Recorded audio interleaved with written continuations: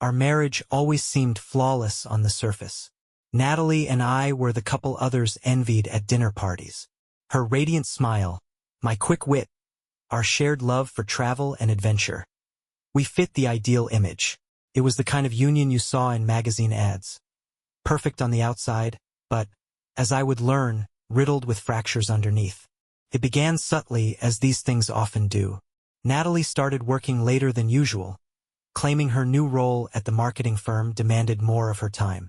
At first, I didn't think much of it. She had always been ambitious, her eyes lighting up whenever she spoke about her next big campaign. But her late nights became more frequent, her excuses more practiced.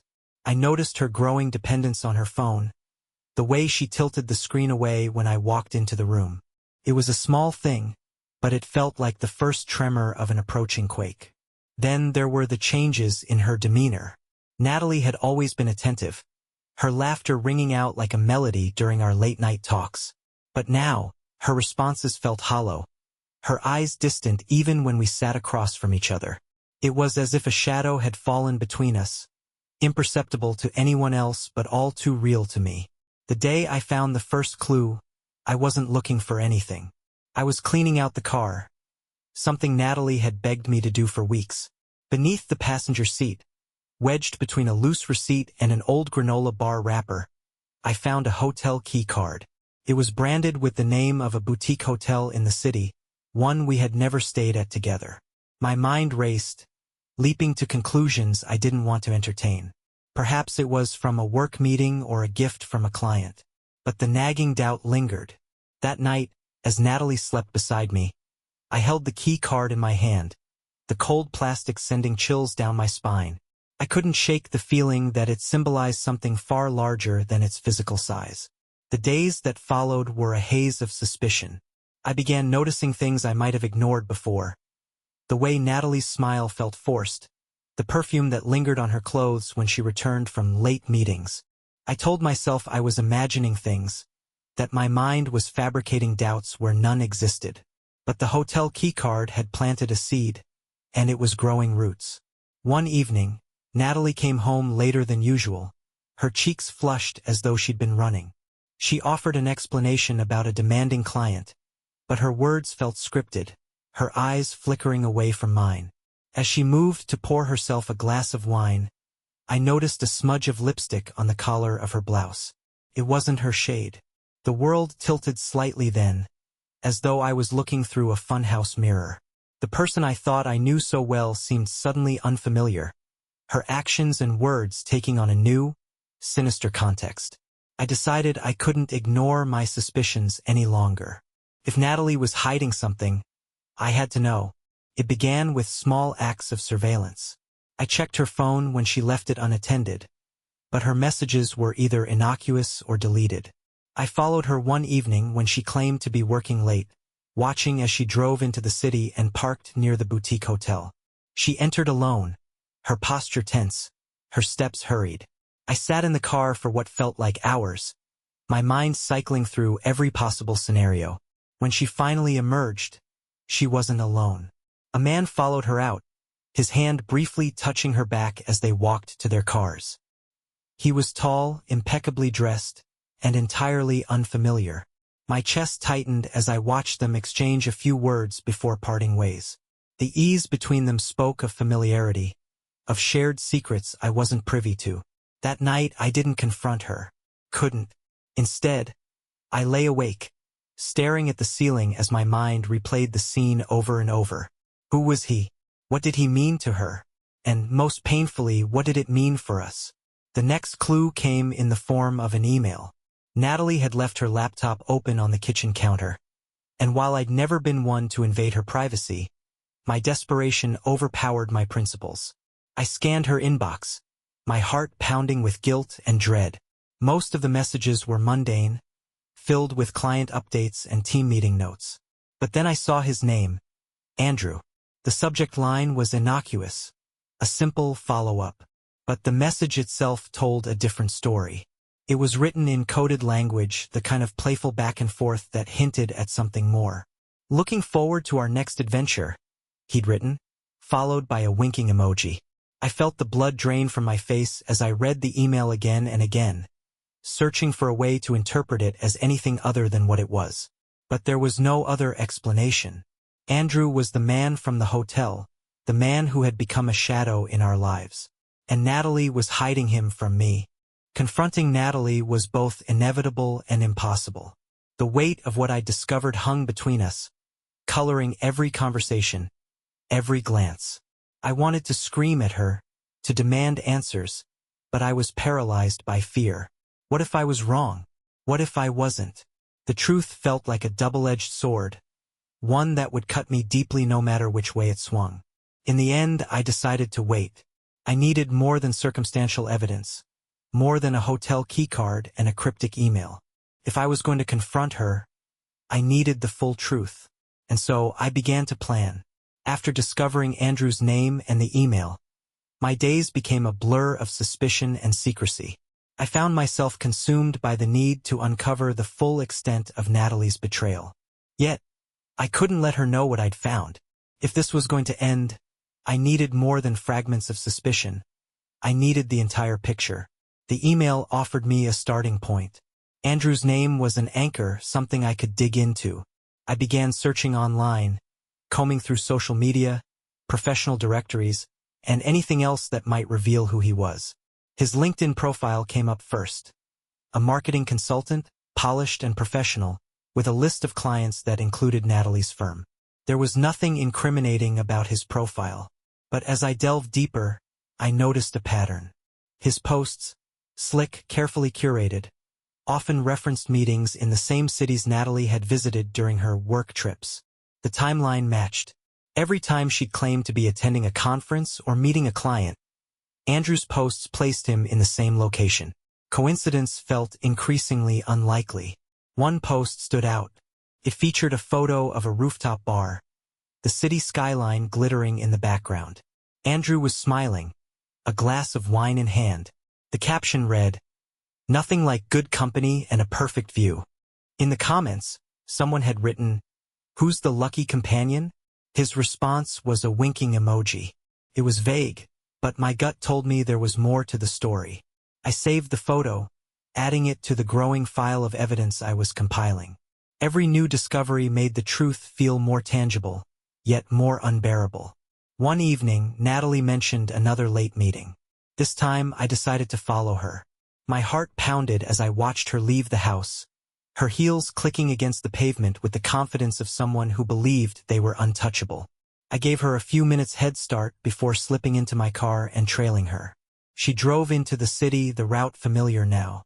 But instead of heading to the boutique hotel, she stopped at a trendy restaurant. I parked discreetly and waited. My hands gripped the steering wheel tightly, my pulse hammering as I tried to prepare myself for what I might see. Andrew arrived shortly after, his polished appearance unmistakable. They greeted each other with a familiarity that made my stomach churn. Watching them from a distance, I felt like an intruder in my own life, a spectator to a story I hadn't consented to be part of. They laughed, leaned in close, their body language speaking volumes. It wasn't just an affair, it was a relationship. I snapped photos, my hands shaking as I documented their interactions. They stayed at the restaurant for hours, their conversation animated, their smiles too genuine. When they finally left, I watched as they walked to their cars, the tension between them palpable. They didn't kiss, but the intimacy of their connection was undeniable. That night I couldn't sleep. Every time I closed my eyes, I saw them together. I replayed the moments in my head, trying to make sense of how we'd gotten here. Had I missed the signs? Had I failed as a husband? The doubts gnawed at me, intertwining with the anger and hurt that threatened to overwhelm me. The next morning, I decided to confront Natalie, not directly, but in a way that would force her hand. I printed the photos I'd taken, slipping them into an envelope along with the email I'd found. I left it on the kitchen counter with a note, "We need to talk." When she came home that evening, her expression shifted as soon as she saw the envelope. She opened it slowly, her eyes scanning the contents.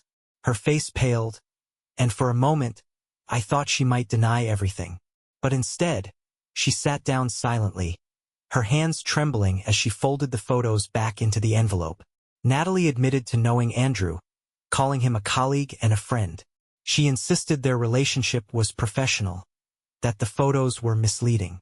But her voice lacked conviction, her excuses too rehearsed. When I pressed her, she grew defensive, accusing me of spying on her, of violating her privacy.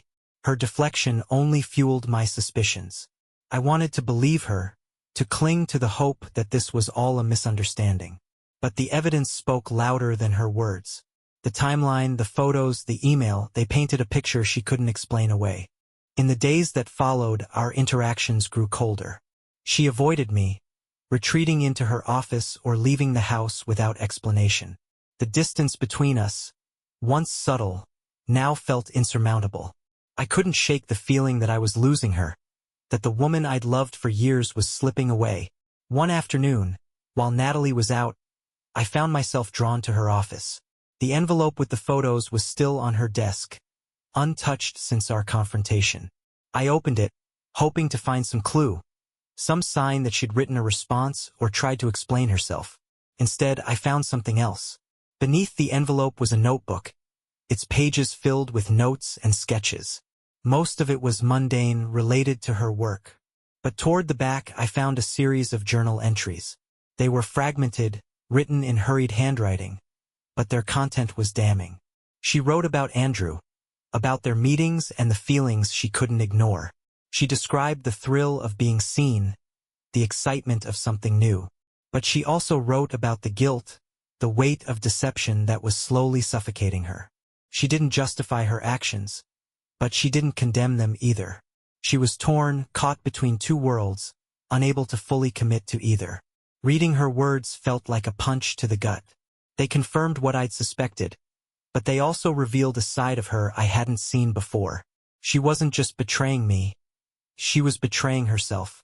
The realization left me reeling, my anger tempered by an unexpected pang of sadness. Armed with her journal and the evidence I'd gathered, I decided it was time to take control.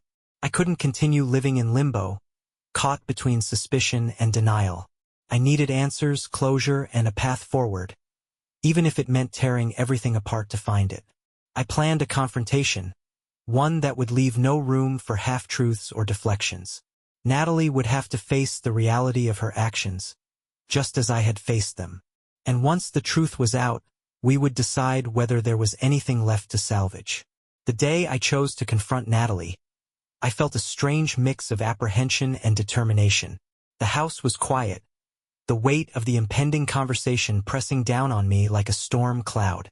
I had rehearsed what I would say 100 times, each iteration angrier or more measured than the last.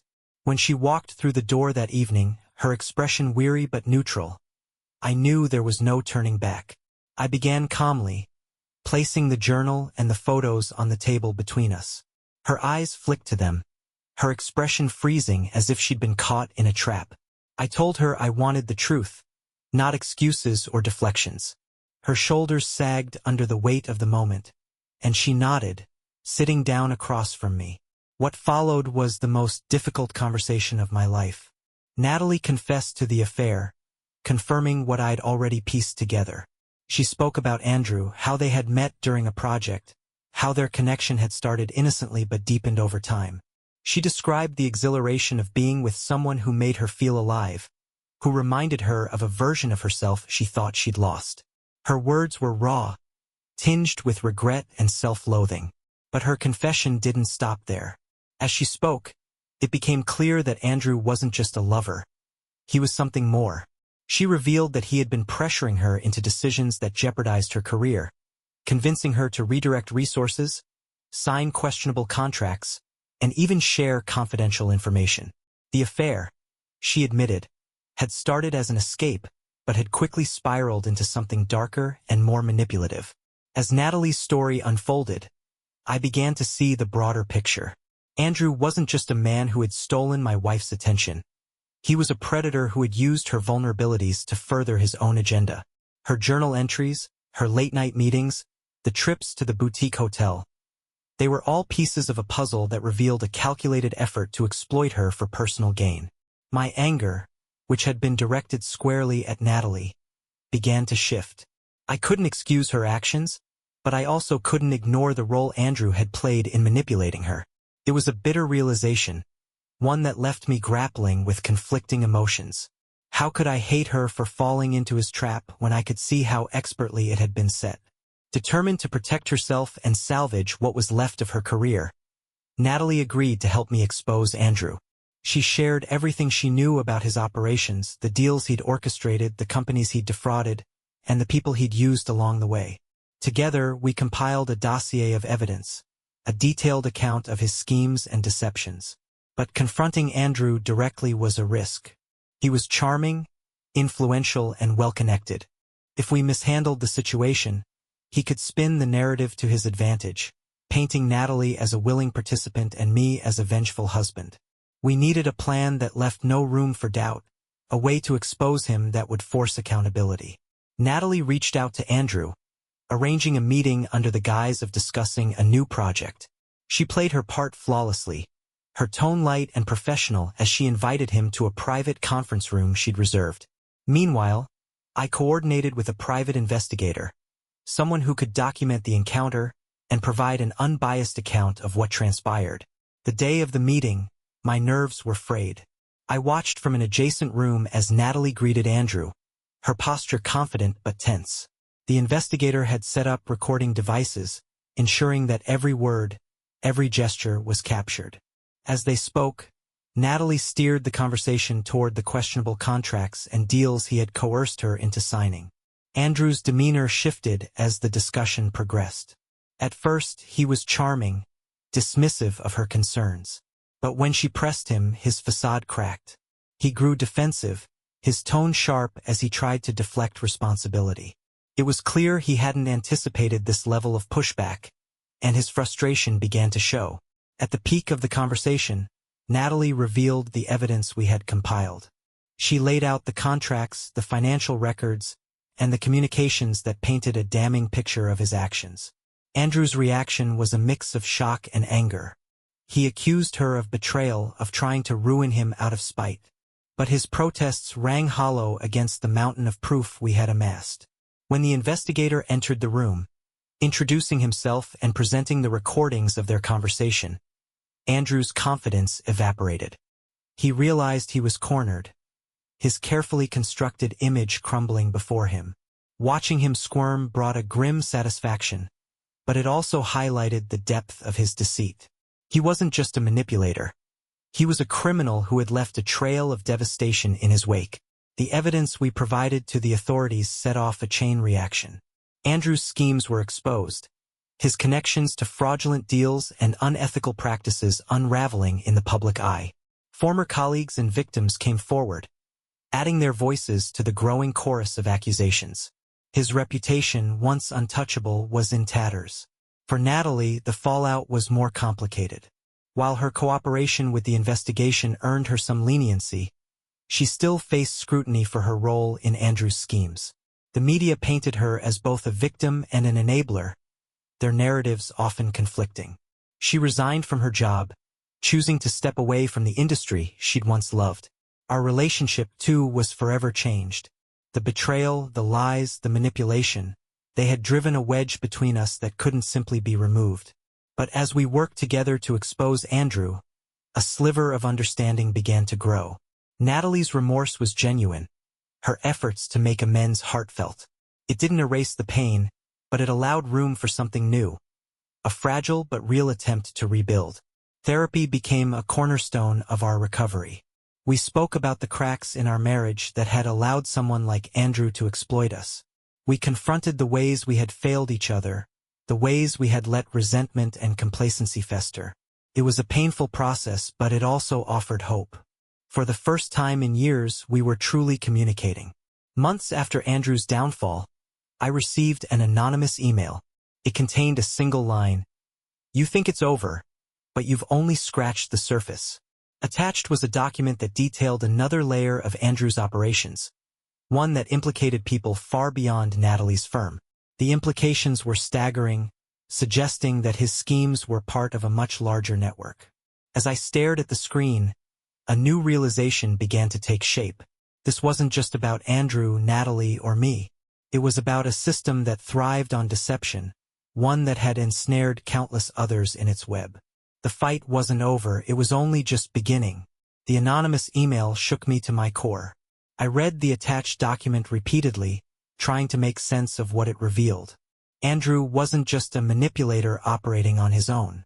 He was a cog in a much larger machine, one that thrived on fraud, corruption, and exploitation. The names in the document included corporate executives, government officials, and even people in law enforcement. It was a sprawling network of deceit, and Andrew was just the beginning.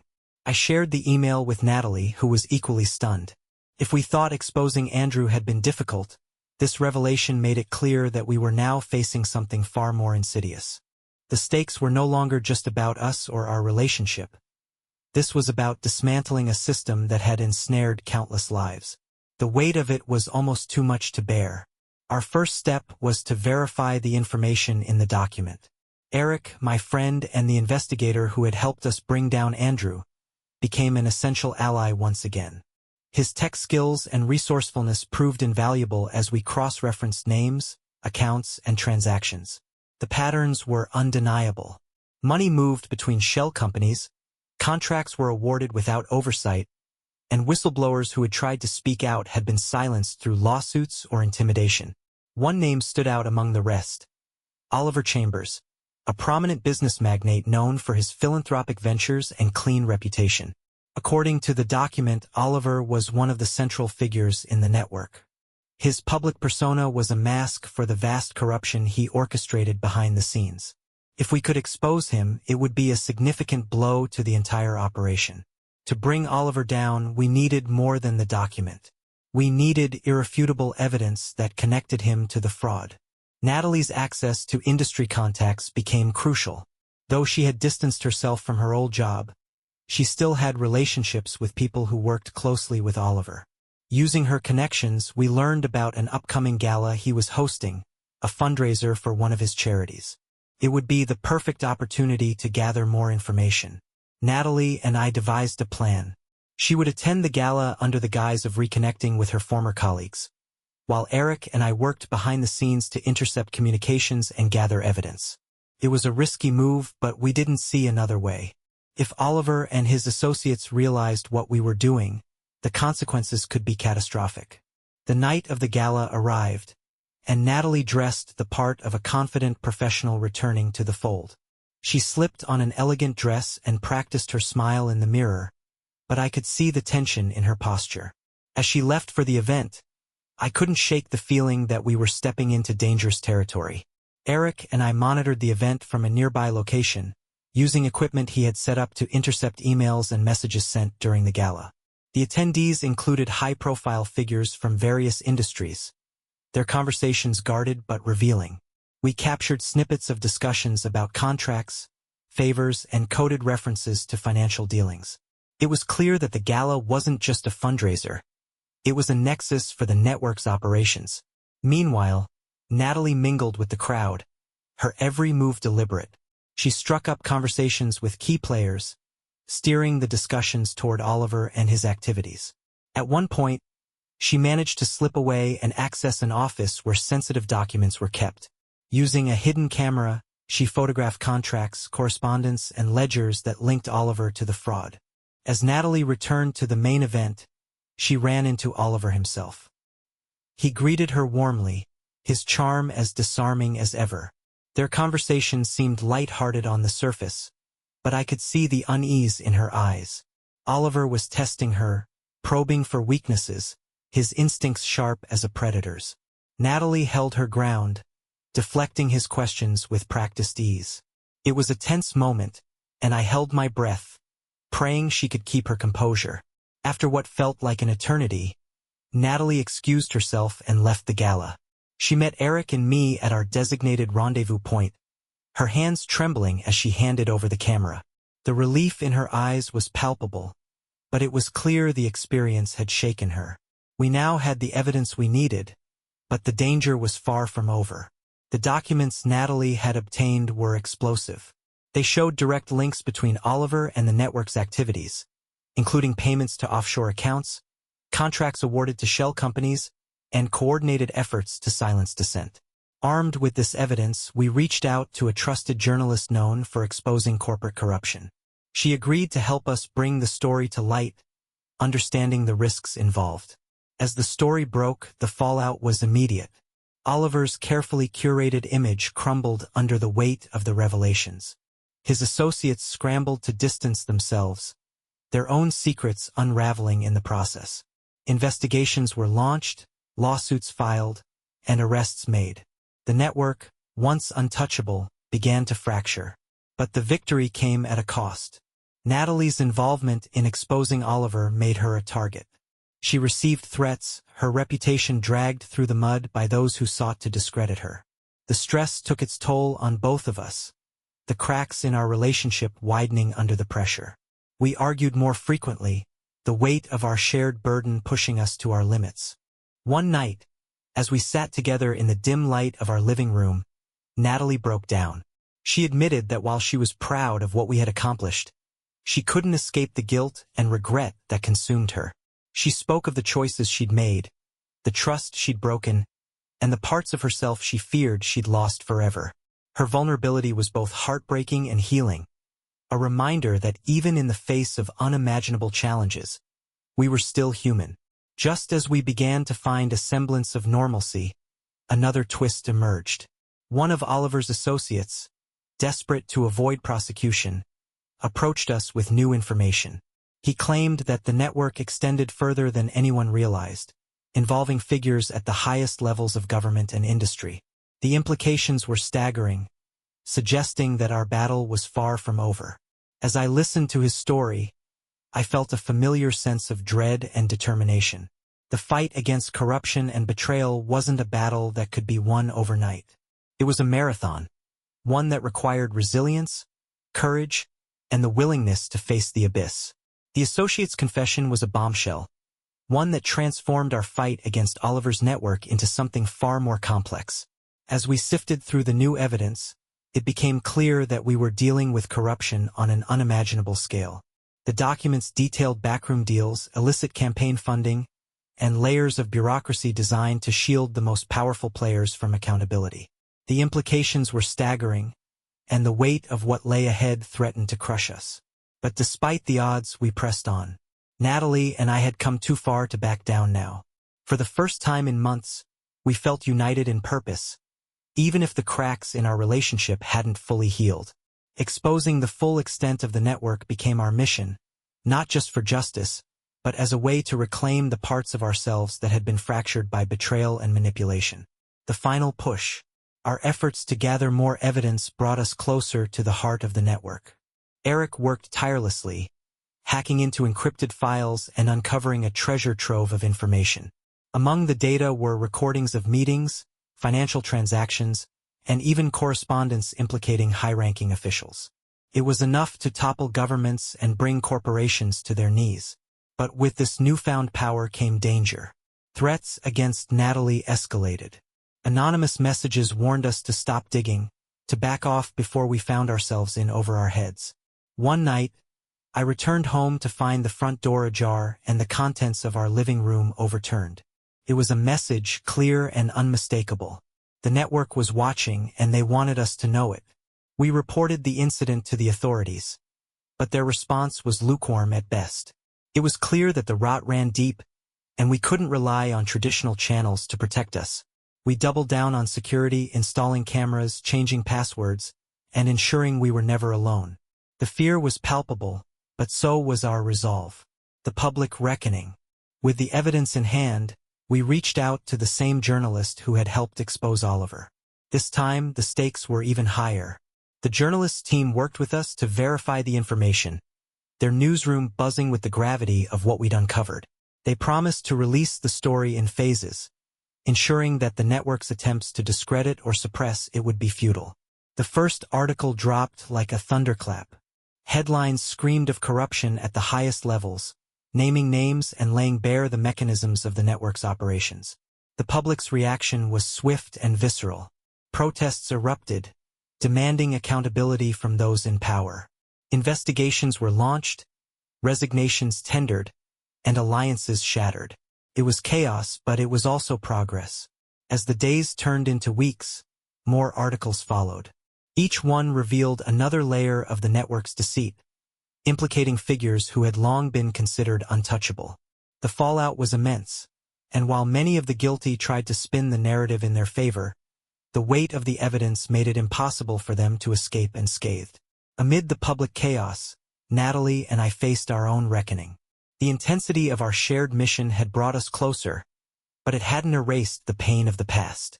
One evening, as we sat together in the quiet of our kitchen, Natalie broke the silence. She spoke of her guilt, her regret for the choices she had made and the trust she had shattered.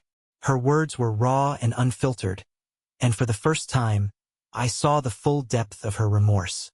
She didn't ask for forgiveness, but she offered something more meaningful: accountability.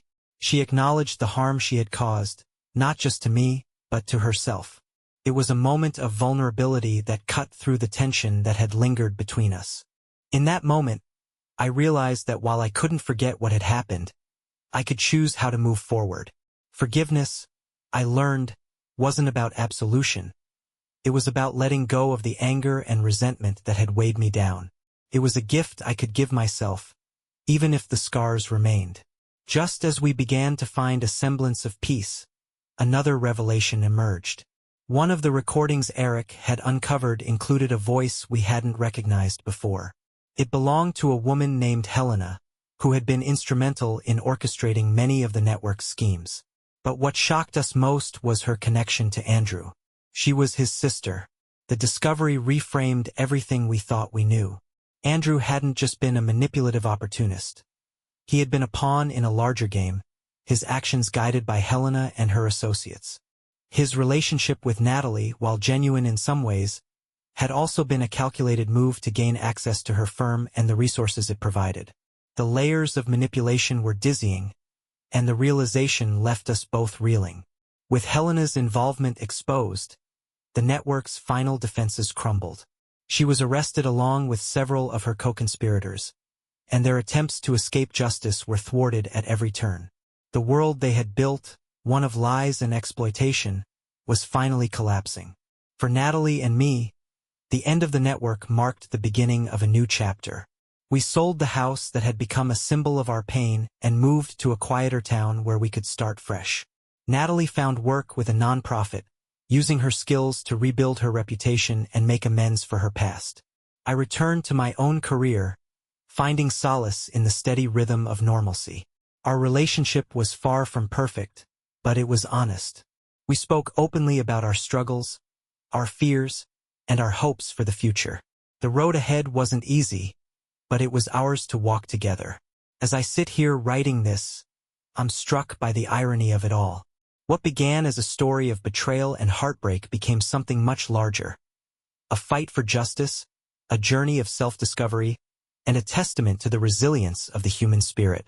The scars of the past remain, but they no longer define us. Instead, they serve as reminders of what we've overcome and the strength we've found within ourselves. The truth, I've learned, is rarely simple. It's messy, painful, and often more complex than we'd like to admit. But it's also liberating. And in the end, it's the only thing that truly sets us free.